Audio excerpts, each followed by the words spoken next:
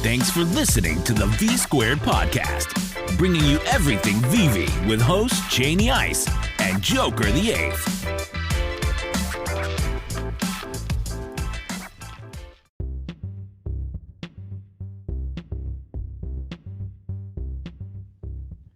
All right, hey everyone, it's Cheney Ice here with the V Squared Podcast, along with my co-host Joker the Eighth here, ready to go. Yeah, let's get into it right away. Let's do it. All right, so today, this morning, 8 a.m., we had the first Daredevil #1. I believe you were telling me that this is one of the more sought-after actual comics in real life. And then even yesterday, you were saying people were noticing some of the little notes they were leaving or hints that this was a must-grab in the comic. Yeah, so I don't know if any listeners were able to kind of see the little Easter egg, but when you clicked on the comic preview on the Daredevil set, it mentioned the Amazing SpiderMan comic as well, and it was saying if you have this comic, you know, this is going to be a good thing in a few months. And then it also mentioned the Daredevil comic saying this is going to be a very prized possession too. So it's very little interesting Easter egg they kind of put in there. I'm excited to see what they do with that. Yeah, I'm very surprised. Like, again, I was saying I wasn't sure if it was a real thing, only because it's like it's kind of like on that same trend of, oh, these are nice comics, you should have these comics. I wasn't sure if it was like, oh, this is like this wasn't here in the original. Yeah, it was really weird because it's only in the comic preview, and so when you look at the actual comic itself, it doesn't have the same cover. It's really weird. It's cool. It's interesting. Yeah. Well, this was, even though I knocked on wood yesterday, this was the first time I actually missed the comic at launch. But right now the floor is sitting at around 16, 17. Every once in a while you're refreshing and it goes a little lower, but with how many people are in the marketplace right now, probably about 17, 18 inches, which you can pick one up at floor right now. And I definitely would recommend grabbing it. Yeah. If you haven't. Yeah, definitely recommend snagging at least one comment just because it is so desirable in the physical world. So I had some decent luck. I had my mom and sister help me out this morning, and we got 5 comics. We got 3 commons and 2 uncommons, so still in that hashtag comic club basically. So yeah, trying to get my way out of there. Hopefully one day. One day it's coming. You gotta stick with it. I'm due for sure. Stick with it. All right, so moving on, we got 2 Comic-Con drops tomorrow. These look like one-offs added on to already established series in the app. The first one, 8 a.m. Pacific. We have Captain Carter joining the Marvel Mighties. I'm not really sure how I feel about it too much. I think I told you. I'm when it comes to Captain Carter or Miss Marvel, they're just kind of boring characters to me. Yeah, I'm with you on that. The Marvel Mighties aren't too appealing to me, but also we don't really know too much info on what's gonna happen. Like if she's being joined by other people or if it's just her.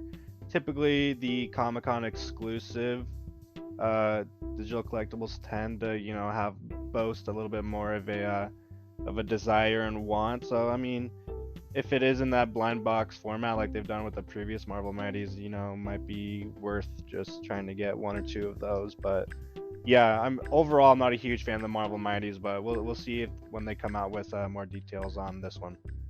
Yeah, I'm leaning towards it won't be a blind box. I think it'll just be the Captain Carter. Do you remember they had those posters before that were like con exclusives? Was it proximity only or was it in the app? Just the app. I know in Okay. the future they might do stuff when COVID's not a thing anymore that you go to, whatever event and you scan a QR code or do whatever, or you're in the geolocation area and you can get an exclusive collectible. But as of now, yeah, it's just in the app. For sure. And then the second of the Comic-Con exclusive for tomorrow, the probably more sought after one, is going to be the all gold Dragon Girl joining the Toy Tokyo's Tokidoki's series, 12 p.m. Pacific. Yeah, looking forward to this one. I think the silver and gold one still looks a little bit better to me, to be honest. But I mean, a full gold Dragon Girl is always going to be something you want for sure. and I'm curious to see how many edition numbers they put out for this one as well. Yeah, so I'm assuming since we already have the ultra rare, it's going to go up to secret rare. Clearly, I don't know what more color combinations they want to do for them to make it just ultra rare or something. I kind of hope they will make it ultra rare just because it'll give at least 800 more. Because I feel like if they go secret rare, then I think they're only going to go with the 88. Yeah, because it is an exclusive. I feel like it is going to be secret rare because in the last San Diego Comic-Con they did that with the Lucky Rabbit, the gold one. Yeah. And they just did 880 editions of those, and that's a one item set as well. So I think this might be leaning towards a secret rare. Like you said, I'm hoping not, because maybe we could get some more editions and maybe we stand a chance to get one of these. But ultimately, I think it is leaning towards a secret rare. Yeah, I'm definitely hoping they release some information sooner rather than later in case I need to add some more gems to the wallet ahead of time. Definitely. But they could also just be cool because they already know 88 people. They might as well just drop that thing down to 100 or 120, whatever the ultra rare was. But yeah. Hopefully they drop more info on that, and of course we'll bring it to you as fast as we can. So that's it for the drops in terms of today and tomorrow. I think I'd like to move on to kind of discussing Omi, and Omi is increased today, and just really what Omi is. So before we kind of get into the price and everything, I know Chandler, you're much more of an expert on the Omi thing than me. I do need to acquire some, but that's the extent of my knowledge of really what Omi is. So how about we just get into first, what is Omi or the Omi token? Yeah, so Omi is actually the cryptocurrency that kind of fuels the app VEVE. When you buy gems, it's hidden in the dollar, fiat format. Just one gem is $1, but behind the scenes, where the typical user doesn't notice, you're buying Omi. So you're buying Omi and you're buying these collectibles with Omi, and that's the big part that fuels the app. So basically, Omi is the currency for the entire app. Cool. So when even though it's the currency for the app, it has actual, I guess, fiat or dollar value off the app, correct? Yeah, definitely. And that's where a lot of people are waiting for this article for Omi Utility, because as of now, you can only really use it to buy collectibles, which is great, right? But the more utility you add to the app and the coin itself, the higher the price will go overall. So that's why everyone's kind of anticipating this Omi Utility article coming out, the Master Collector program coming out, because they have mentioned, hey, you can stake your Omi, and if you stake whatever it is, X amount of Omi for however long, you can get access to a drop or get certain XP towards your Master Collector level and stuff like that. So it is very important to add utility to the token overall, because once we do that, the price is just gonna skyrocket, hopefully. Yeah, and obviously with all the things coming down the line, so this is the only thing that really matters to me as someone who, I don't care really what the crypto is just about what value is it going to have in the future.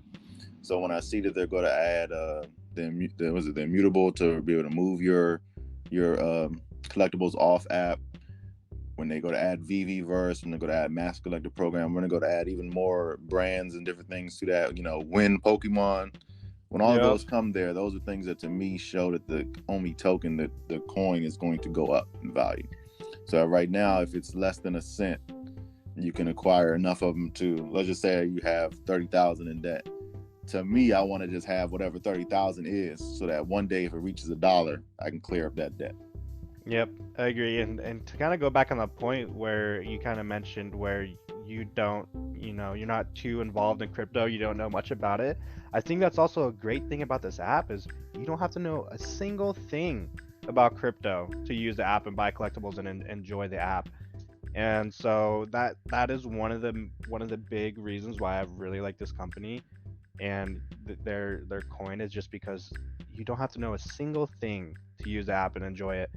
And I'm looking forward to it when you can dip your foot in and get some Omi, because you'll be able to sell your collectibles for Omi one day, and you can say, hey, I hold Omi, I'm a cryptocurrency holder, and now I can pray that Omi goes up, it's gonna go up and down, but overall, hopefully it goes up. But that's what I think is awesome, is just how you don't have to know a single thing about crypto to enjoy this app. Sure. And I know for now, I know we've seen some images and different things of people being able to actually buy Omi directly through the VEVE app. But for now, can you kind of discuss how someone does is able to buy the Omi token? Yeah, so I'm not sure how it is if we have foreign listeners, but in the US, I use the Bit4X exchange. And unfortunately, it is a little not if you're new to crypto like you, it is a little daunting and a little intimidating to get this. But basically what you kind of do is you buy USDT, which is US Tether, which is $1. And so you basically send that that USDT to your Bit4X trading account, and you'll have an address to send it to. You send it there, and then you have to transfer it over to your spot account, which is essentially a trading account. And once you do that, you can go into their spot section on the exchange. You can type in Omi to USDT, and you can buy, X amount of Omi for however much. And it is a little bit of a process to get, but once we'll try and get a good video out there for you guys, or better instructions if anyone has questions. But that's basically the gist of it. You have to send USDT over, transfer it to the trading account on Bit4X, the exchange, and then you can buy it. So I know it is a little intimidating, but feel free to reach out if you have any questions, and I can guide you guys in the right direction. And it seems like most people are holding it in that Trust wallet for now, in terms of wallets that are able to hold Omi token. Yeah, that's currently where I'm holding mine as well. It is ultimately safer to hold it on a ledger, which is the hardware wallet, which is very, very secure. I know Ecomi has their own hardware wallet, but I think they've been sold out for a while, man. A decent amount of time. Yeah, so hopefully when we get the token transferred to Immutable and over to Ethereum blockchain, we can add that app on your ledger, and you can store it there to keep it safer. So until then, I do use the Trust Wallet app. You can always keep it on the exchange, but obviously there's risk in keeping it on the exchange, or even the app itself. There's always risk. So, but until then, I enjoy the Trust Wallet app. Okay, cool. I'm gonna have to get with you to get some Omi next paycheck. For sure. Yeah, like it's just enough to clear up some debts. I agree. Hopefully we can get you, a decent amount of Omi and write it to $1. That's the ultimate goal for everyone. It's gonna hit $1, bro. It will eventually, because that's one of the big things too, to kind of talk about the Omi coin a little bit more, is one decent problem people kind of have is the circulating supply. It is massive, but at the same time, people need to realize Ecomi wants to burn these tokens too. They want to get rid of tokens. They have a decent amount too, so their objective is to do whatever they can to burn as many tokens as possible to increase their value as well. So don't be too worried.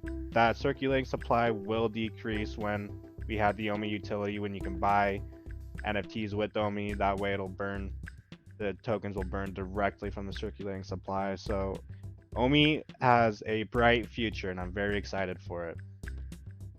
Well, what you should do? You should offer a service to just send people the Omi tokens to their Trust wallet for like a 5% markup.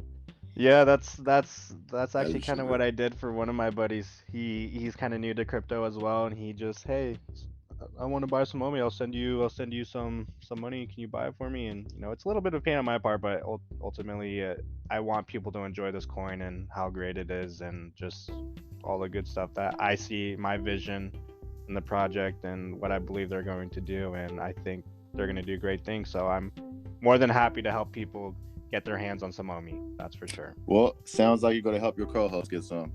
I got you. So we'll do that same thing there. But all right, folks, I think that's it for today. Good luck on the Comic-Con drops tomorrow. Let's see the Dragon Ladies. Let's see the the Captain Cars if you're going for them. Yeah, let us know if anyone snipes the Dragon Lady. That would be awesome. Yeah. Hopefully, good luck to everyone out there. All right, have a good one. Peace, peace.